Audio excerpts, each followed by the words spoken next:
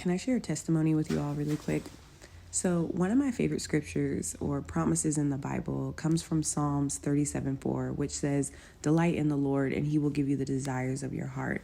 For me, I really saw that come to fruition when it came to God restoring my relationship with my estranged father.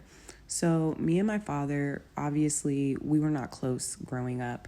And most of my life, I just decided to not deal with that. I decided to not process the feelings of not having my father around.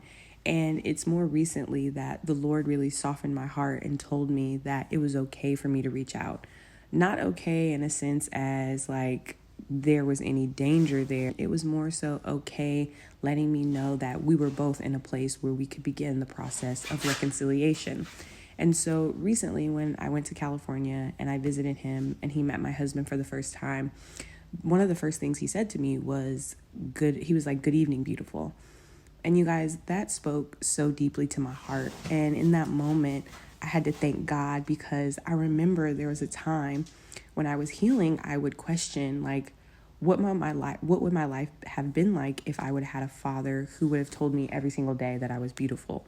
How would that have impacted me? How would that have impacted my confidence?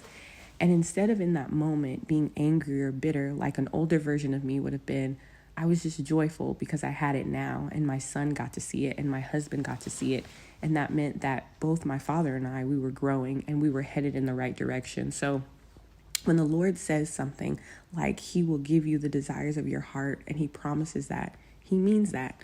That was a desire that was tucked way, way down in my heart that I don't even think that I would allow myself to admit to anyone. But the Lord knew my heart and he knew I needed that. And he's so good and he's so gracious that he gave it to me in that moment.